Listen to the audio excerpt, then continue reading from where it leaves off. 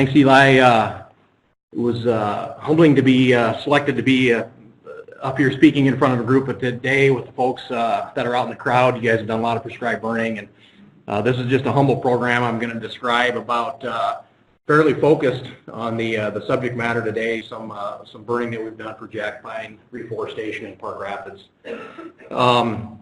The basis of our program is simply post-harvest treatment of slash burning in preparation for reforestation. The program has evolved over about 10 years. We've done about 20 sites in that decade, and we've learned a little bit and adjusted, and hopefully I can give you something that's pertinent here today. So the genesis of the project started essentially in about 2002. In the Bemidji area, we had a jack pine budworm outbreak that worked its way south into the Park Rapids work area, which is essentially that Akeley down to Nimrod country. In about a 3-year period, we salvaged 1,800 acres of jack pine. That's about 7 or 8 years of sustainable harvest levels within our SFRP plan. So it wasn't a huge jump like a big blowdown event would be, but when you combine that with, I guess the major effect of it was its spatial distribution was pretty confined.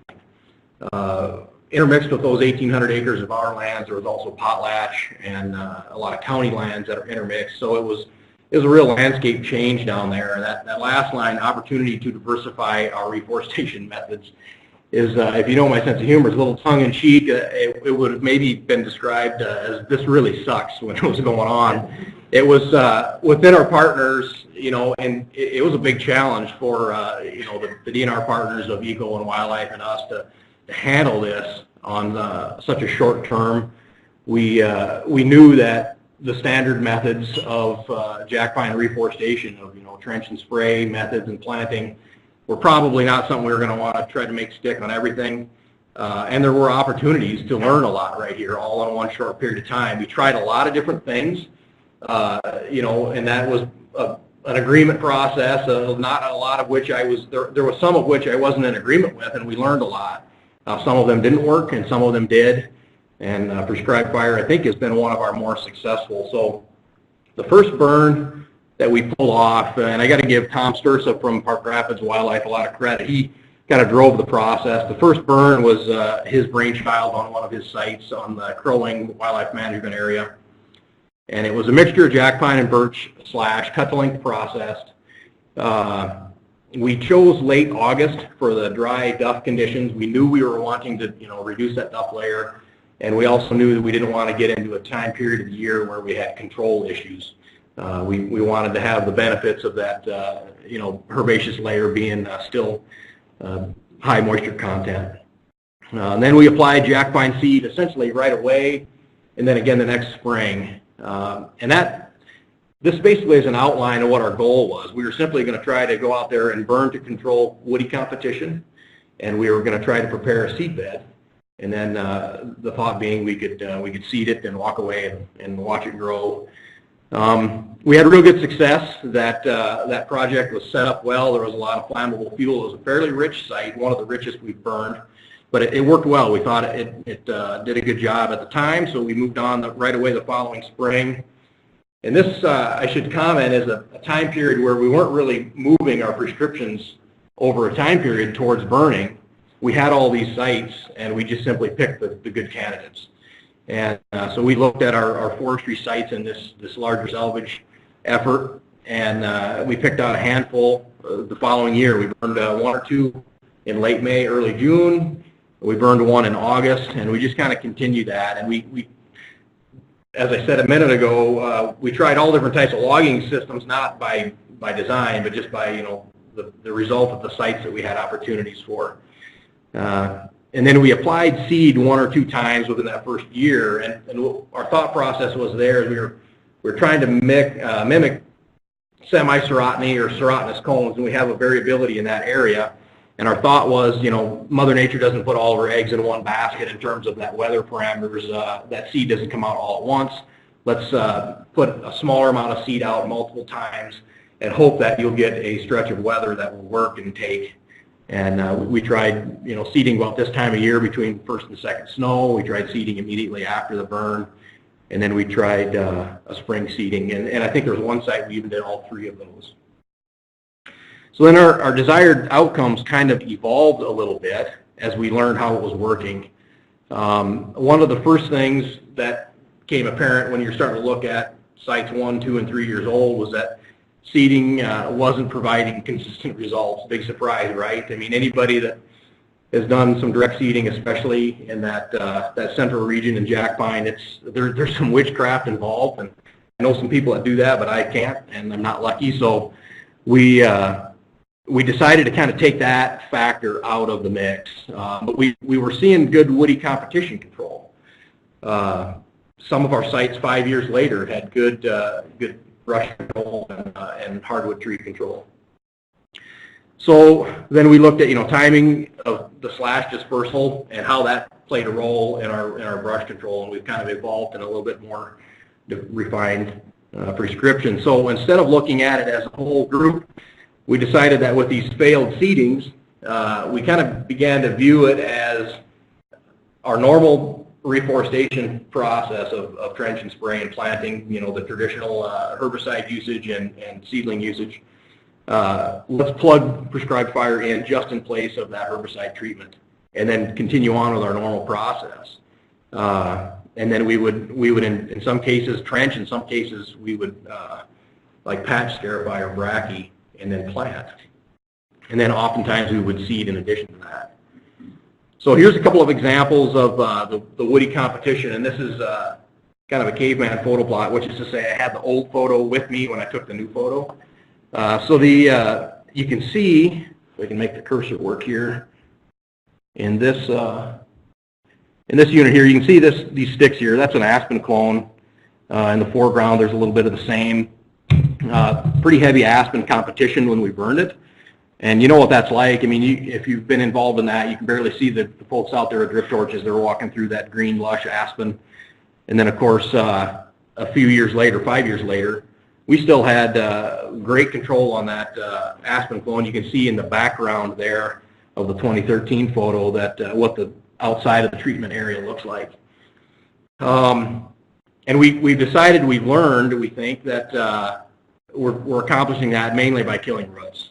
Top killing, those early season burns, in many cases stimulated, and we didn't get good brush control for our efforts. This birch stump here and aspen, I think I got actually a better slide of it. So you can see we got great kill. This is 1 year post burn.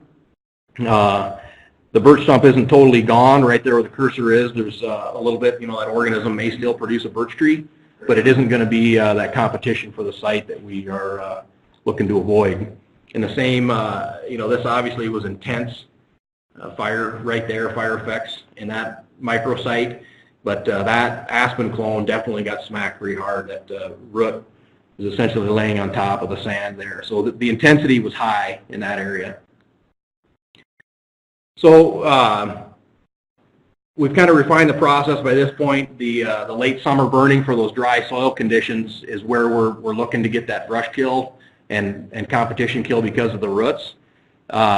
We've also learned, kind of as a side note, that in this, Dan Hansen knew this long before I would have suggested it, but I come from the realm of fire behavior and fire effects calculations through fuel modeling and stuff, and there's a lot of fire behavior effects that I've learned from various site scenarios. When you have excessively drained sand, that duff is going to be very easy to burn and consume compared to a mile down the road where you have a little bit more moisture availability to those plants. We've seen that where we burn multiple units in the same day within close proximity, and that soil type essentially will dictate our fire effects in a big way. When you look at the site, you have the same stand timber composition, meaning the same slash recipe on the ground.